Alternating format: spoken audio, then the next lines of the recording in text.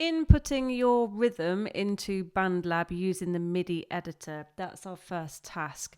We've got the MIDI editor open in the bottom half of the screen, and then this is an overview in the top half of the screen. Okay, we are going to be using the arrow tool and the pencil tool, which is in the middle here. Ignore the V, we don't need the V today.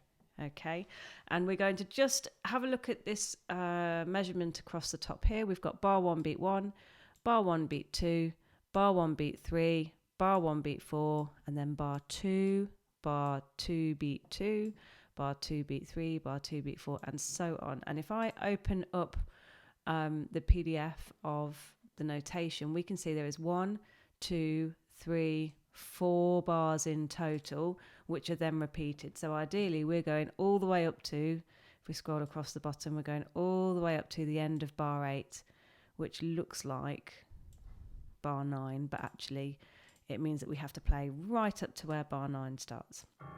Okay, now back to the beginning, using my rewind tool up here. It'll cue the playhead right back to the very beginning.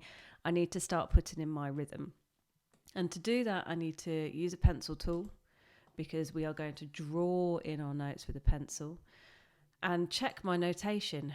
So in my notation, I've got 3 crotchets, a dotted quaver followed by a semiquaver to fit into the first bar. So using my pencil tool, I'm going to start putting in, my notes. Okay. And this one isn't long enough yet, so I'm going to go back to my arrow tool and click and stretch it out.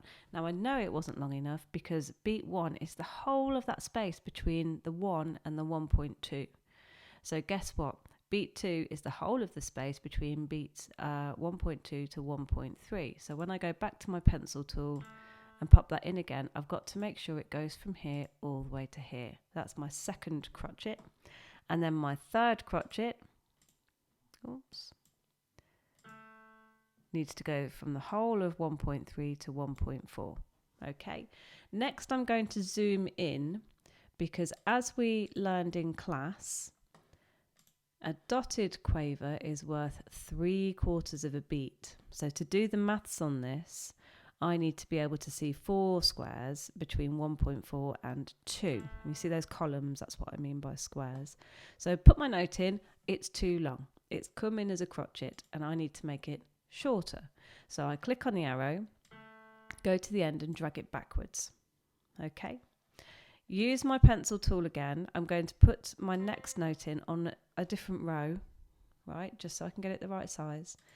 Go to an arrow tool and bring that back to 1/4, because we said that a semiquaver is worth 1/4 of a beat, and I have got my first bar in.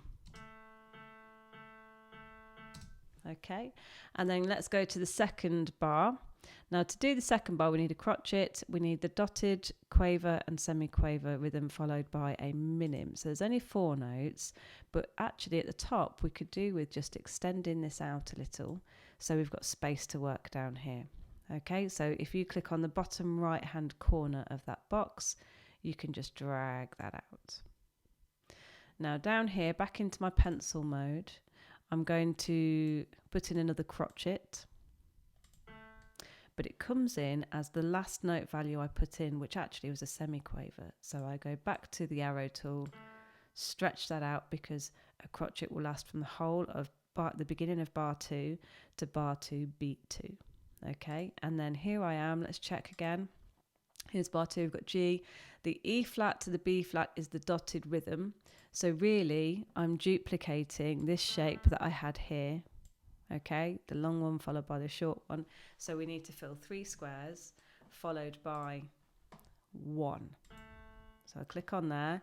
I can see that's 1, 2, 3, 4 squares across. So I'm going to go over to my arrow tool. I'm going to make that shorter. Back to my pencil tool. And then I need to scroll over a little bit. Oops, too much. There we go.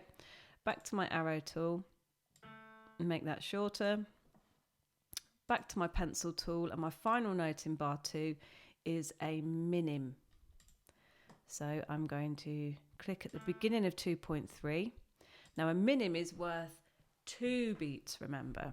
So if a crotchet would be from 2.3 all the way up to 2.4, and that's 1 beat, then a minim must be all the way from 2.3 to the end of beat 2.4, the beginning of 3. So using my arrow tool, I'm going to stretch that all the way across there. And as always, our ears are one of the best tools for checking our work.